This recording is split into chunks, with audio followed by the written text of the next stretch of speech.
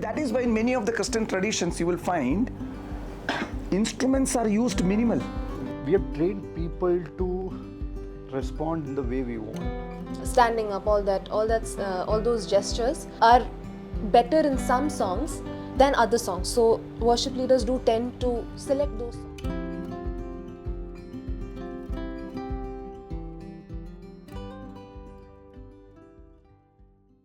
Hello everyone, welcome to the Faith Factor. In today's episode of The Heart of Worship, we'll be taking a deeper dive into songs and music. So Dr. Roji, how important are songs and music in Christian worship? As earlier we had discussed that Christian worship is made up of several components in which songs and music is an integral part. So it has its own significant role in it. Now it becomes quite clearly you can understand its significance in the words of Augustine. I don't know if you have heard it. Once Saint Augustine said, "The one who sings prays double." It becomes all the more important in the words of Saint Augustine, who once said that the one who sings prays double.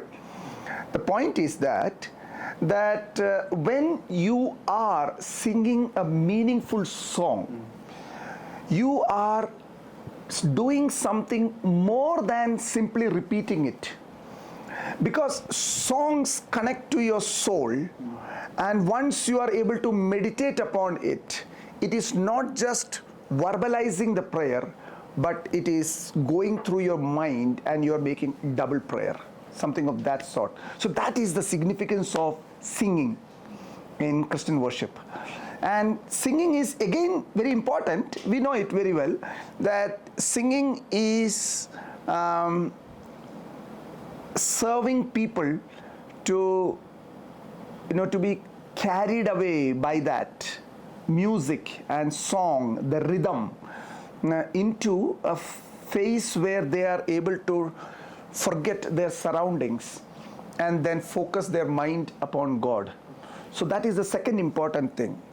And to my mind, I can quickly say that the third important thing is that it adds beauty to the entire worship.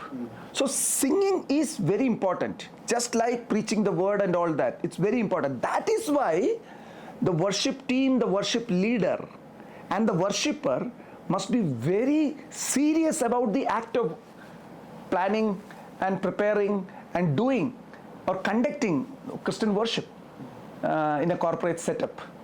So to reiterate, I think previously we discussed singing is just one component, and here we are talking it's really important. Yeah. So the understanding is that yes, it is important, but it is not everything. It is not everything. Correct. Understood. Correct. It's very important, just like other important components. So you cannot say singing is worship. No, singing is not worship. Singing is an important part of the whole worship. Understood. So what kind of music would naturally align with the Christian worship? No form of music will be a natural ally of Christian worship. Okay? But the music which is helping a person to meditate, the rhythm, or which gives time to the person to meditate upon the lyric, is the best. Now you look from the ancient time onwards, in Christian worship, music has always changed from era to era, from the period of time to period of time. But Christian worship has always been reluctant to absorb something which had origin in some other form of practice, where the fundamental understanding or philosophy of that music does not go along with the Christian practice. For example, in modern times, heavy metallic songs, which is always practiced in certain forms of concerts and other places, that is not taken. Or, similarly, but then if you go back a little bit into history, you will find that, some songs which stayed in the early days in a party hall sort of a context. In the party halls it used to be sung and all. Those songs initially faced resistance, but later on it moved into Christian worship. Mary, did you know? Pardon me? Mary, did you know? Yes, those kind of things. But let me give a good example, don't mind. Bonnie M's Rasputin song became a very important, music that is used, or the rhythm that is used for a very Christian revival also song, which is sung often. So music in itself, you cannot say this is good, this is a natural ally. But definitely there are things which are kept out traditionally in the Christian worship context. Musics which may be sung in certain funeral services.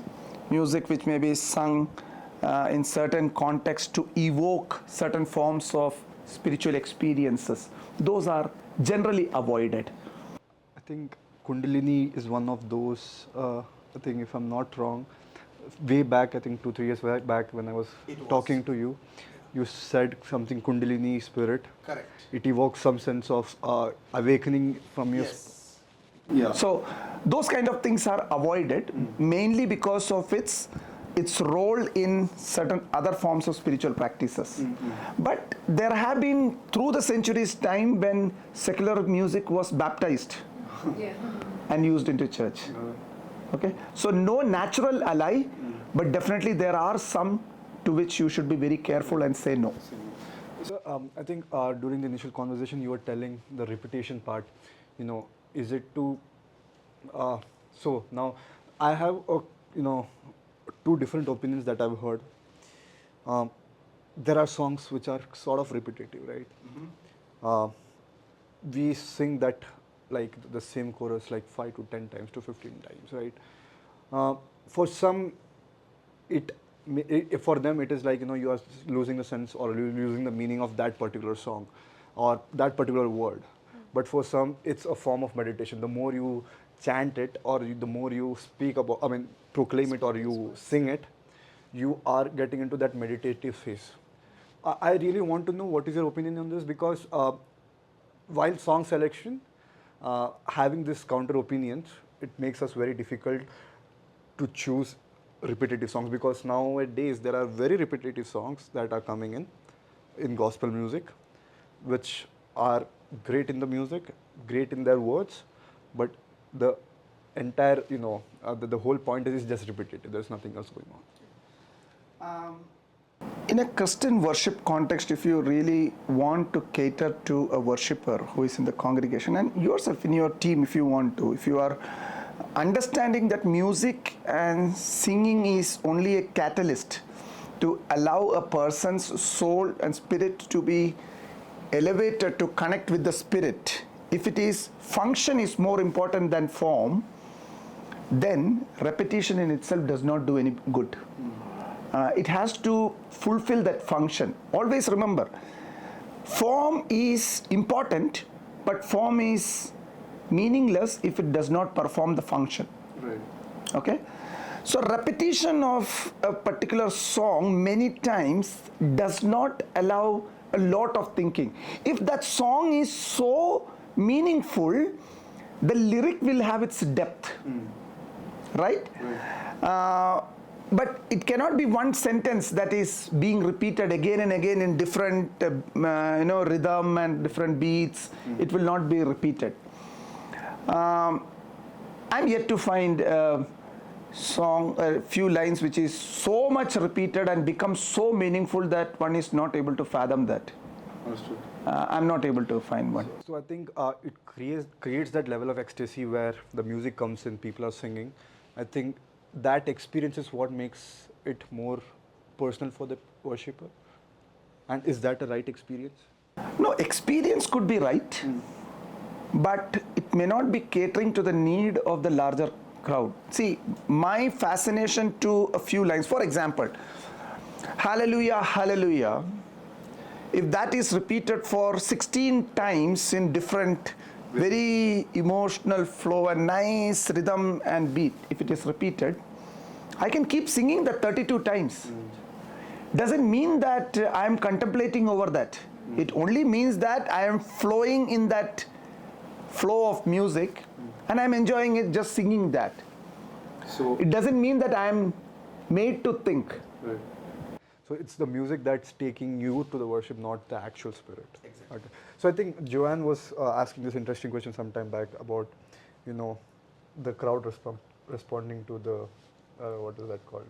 Certain songs. What Yeah. was it? So there are a few songs that we have seen while leading worship that generates a lot of response from the audience or from the congregation. So worship leaders, because they want people to respond, like how we said it is the responsibility of the worship leader to be able to engage the congregation to worship God. Many of the times we have heard some worship leaders, they have come and told us that they like to select songs that would that they know will generate a response, or that they will invoke a response from the audience. So certain songs may, just because of the way the crowd responds, they would put it in their set list, and also because the crowd dynamics becomes important for the worship leader at that point. So what do you think of that? They respond to what? They sing along with you? They sing along. We can worship leaders have said that, Or when you are they singing, you feel like they are enjoying it? Yeah. I mean, enjoying I it. think I think worshiping. they are able to when you see gestures, Yeah. they're able to raise their hands, they're able to look up. All the gestures that we were talking about, kneeling down, standing up, all those gestures are better in some songs than other songs. So worship leaders do tend to select those songs. Well, if those songs have that depth, see, response you can get from the people if you have taught them to be carried away by certain music. Some most popular, let me give just example. Some most popular Bollywood songs, if you take music and you put Christian content into that, is sing in the church, the crowd will be playing with it. Doesn't mean that the song has got much depth, and their response actually means they are engaging in what we said earlier about worship, thinking about God's greatness, honor, thinking about self, getting into a thanksgiving, repentance, confession, those kind of an action is taken. No, it doesn't mean that. So response, one must judge based on what the biblical response is expected in a context of worship. It's not just joining with you in singing.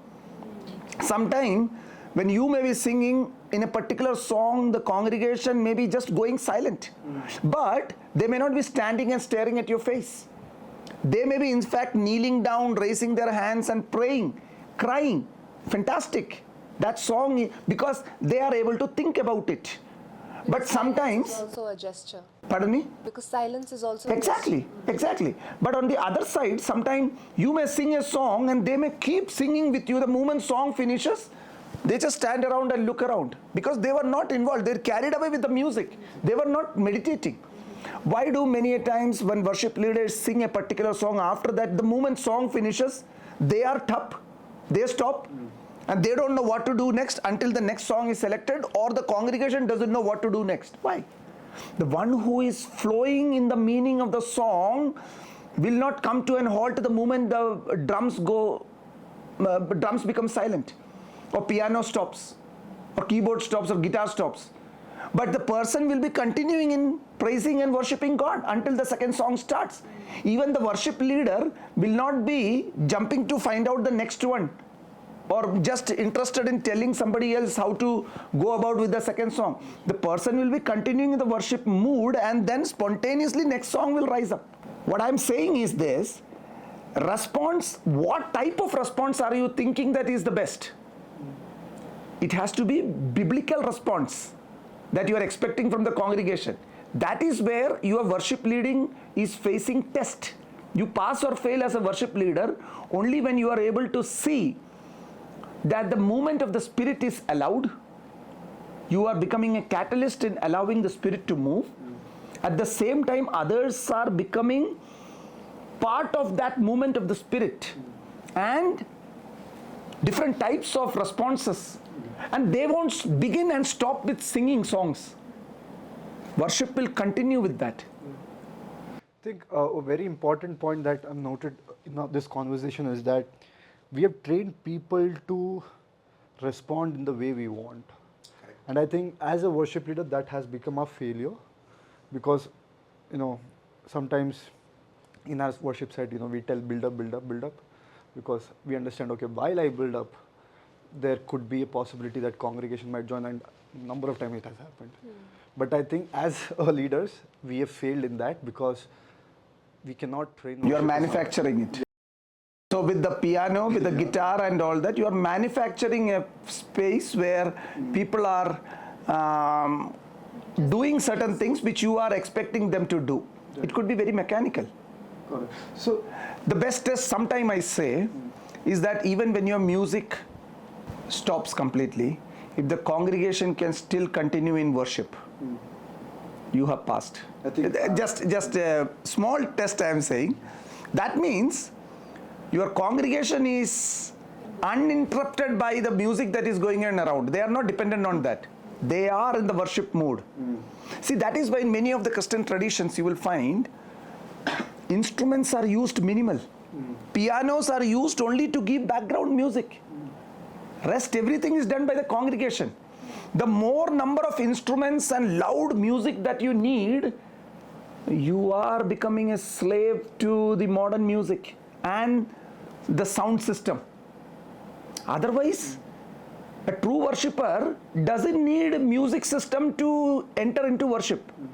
Personally, for me, I'm saying, I'm not a musician, but I find very disturbing sometimes when music becomes too loud, and I feel that I'm carried away by the music. Maybe by failure, but I find sometimes too much of music and too much loud this thing and too many instruments disturbing me. That doesn't mean all should be, but if they are interested in instruments, they need to think if something is happening here, meditation is happening here on the lyric. Sir, I think I have a a different view that I would I want to project. That is, I think as the church has progressed, right? I think we have to talk about culture side of it. I think we can dwell more into it, but role of music has been evolved, right? And like we said, it also facilitates the worship. But how important it is, right, to have music like, a good music, a good system, because most of the times not having good system, also disturbs the worship. So, like recently we upgraded to a good music system, right? And I think we as a team, we have seen a good, change in, or we've seen the evolution that, where we were back 2-3 years back and now where we are, right? The quality would have developed or improved. Quality of execution part, right? It has improved. Now, is that a right thing? Because there's nothing wrong. There's nothing wrong with that. Having the best music system is good. But execution part could be good. But have you succeeded in carrying the congregation? Is something we have. Have you really got success in enabling the congregation to engage in that worship? You are singing, your music, your output, your control on the voice, everything is perfect. Right. Your voice is coming very clear. Right. But has that made the congregation to function? Right. Your form has improved. But the function. I'm asking, has your function improved? Right. If not, the best is also the worst. Right. But that is for us to judge whether all the improvement in my form has improved the function. If the function is not improving, the most modern instrument is also meaningless. Right. I think That's a very good test that we have to conduct. Stop music, and if the congregation still No, not just stop music. Sometimes, see, what I mean to say is that in college days, in some small ways, we also have been involved into worship, this thing, which I don't want to use this as a worship leader. But then we have been involved into worship leading and all that. With that very little, very insignificant in front of you youth group, my question is, we didn't have many instruments. But we know one thing, even when our songs stopped, our congregation did not stop singing. And even when we started another stanza in between, they continued in the praise and worship, and so there was a spontaneity in the sense, there was no breakup in between. I'm saying with all the development of forms, when your music stops, are you stopping completely for the next restart, and your congregation is blank there? If that is happening, so the best thing is, I believe the worship leader, while leading the worship, must be able to catch the pulse of the congregation. A good teacher is the one, when he is speaking to the student, while speaking, he is reading the mind of the student. Only then his next sentence is purposeful to clarify. If the worship leader is not sensitive to the congregation and the pulse of the congregation, who is responding and responding to what? You might not be guided by the Spirit, who is central to the worship context. Your focus may be on something else other than fulfilling the function of the form. Right. Understood. That's very clear. I think as worship leader, it has to be in our practice that we do not make our audience or make the people whom we are serving to get used to something that we want them to be used to, but have it a free flow. Thank you so much for that. Because you are there to serve. Right. You understand that? You are not there to teach or just to make them to respond to you. What I want to do. Definitely that response is necessary, but that response is as a result of your service to them. Understood. So talking about this response, I would really want to ask about, one thing that is very important is about the discipline from both the ends, me as a worshipper and the audience I'm serving. Because most of the time, as we stand in the stage, we see that lack of discipline. How important is discipline in the worship? You mean discipline in the sense of Everything, like the way you conduct yourself, everything? Dress yourself, everything. Oh, okay. Dressing, I only use a simple word, whether male or female, whether it is a preacher or it is the worship leader or anybody. Within a worship context, whether worship leader or a person in the congregation, modesty. Decency is the hallmark. If that modesty and decency is lost, you lose everything. Secondly, dressing up to the occasion. Dressing up to the occasion. Recently, Zelensky was in the White House. The whole observation was on his coat. Is it that necessary? No. But it is. Because you are in the most formal setup. And meeting a president of America, you must be you cannot be just in t-shirt there. Which his logic was that when my people will see the end of war, I will. Oh yes, I understand the lamentation philosophy, you have that, now I am in a sackcloth. Okay. But you are not dressed to the occasion. Right? So just imagine me as a Christian preacher standing in front of you to speak anything, and I'm wearing a t-shirt with all sorts of things. Is God looking at my dress and going to condemn me? No. No. But the sanctity of the occasion requires that.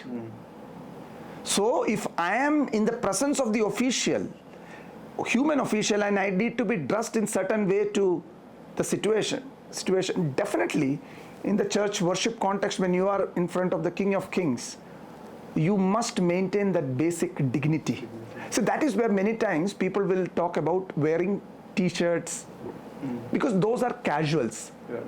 No? Casuals, see, jeans is used by everyone. right? Right. I too wear it. But I also know, you also know that jeans is not a formal dress. In a formal setup, I will not wear jeans and go. Right. Right? That's all. Yes. So, discipline in that sense. So, in conducting myself, decency and dignity in everything. And another thing is, the quorum, right, or the conduct. So many times, I as a worship leader, I've seen young teenagers or people using the phone, right, while we worship. For me, it's a distraction, right, and I get lost. Okay, what is happening? Am I not able to connect to that person? Perhaps it's not my mistake either. So, are these things really important, or should I be should I not care about that person? No, you may not need to care about it, but definitely the person who is doing that must care about it. Same thing. Yeah. What we talked just now, modesty and decency, is what? If it is, sometimes it could be an urgent thing, and you may be, maybe sometime lyric you may be checking, or anything else, may be very important. But that could be just a momentary. Right. If it is anything other than that is happening there, then I am out of context. It's not your problem. Yeah.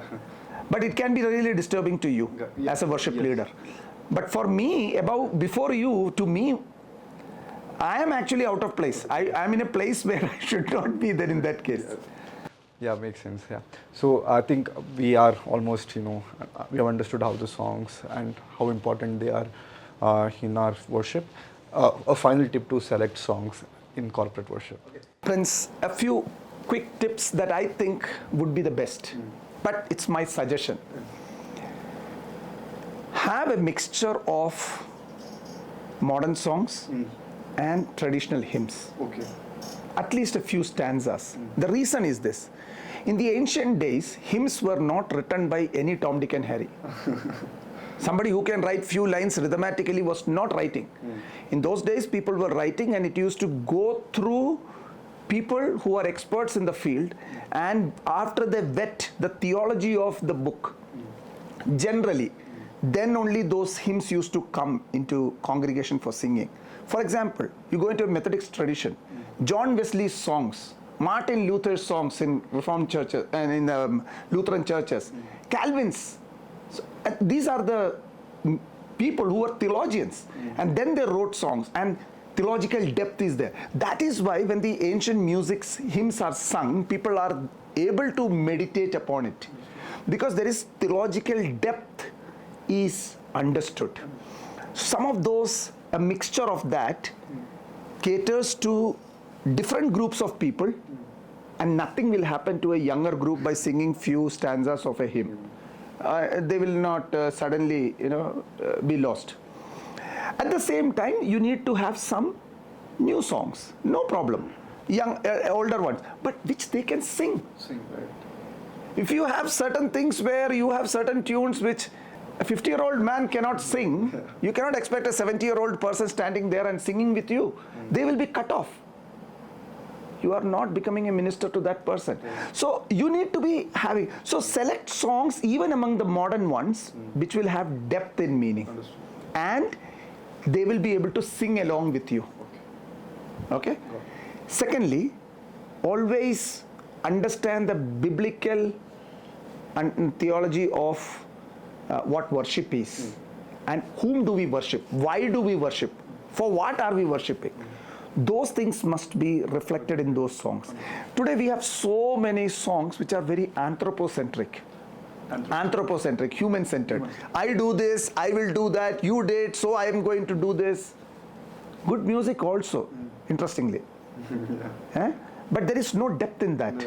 And Christian worship cannot be when it is anthropocentric. If I am centered on myself in my song and it doesn't allow me to fix my mind, you have lost the fundamentals of Christian worship. So those things.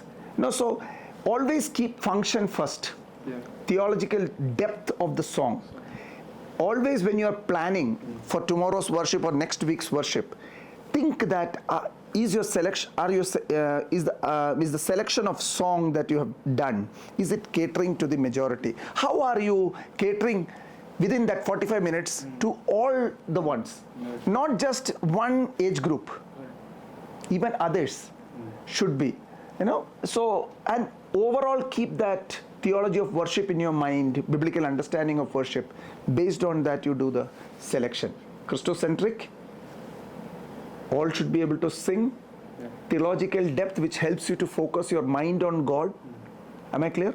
And which will help you to do adoration, thanksgiving, confession, and supplication. Understood. All you may not find in one song, but your songs that you select overall must have all these components. Acts in general. Right. Thank you so much for the tips, sir. You're welcome. Perfect.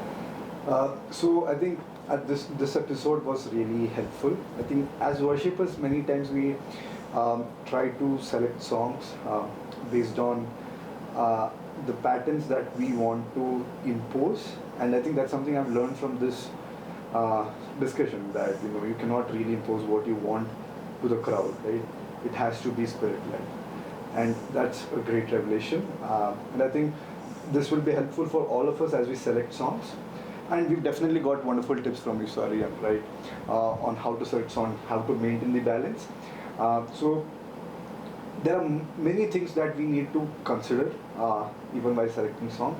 And there is one more important topic that we might have to discuss, which is the cultural side of worship, right? How it has evolved over the period of time. And in our next segment, we would definitely touch upon that and have a meaningful conversation again. Till then, see you.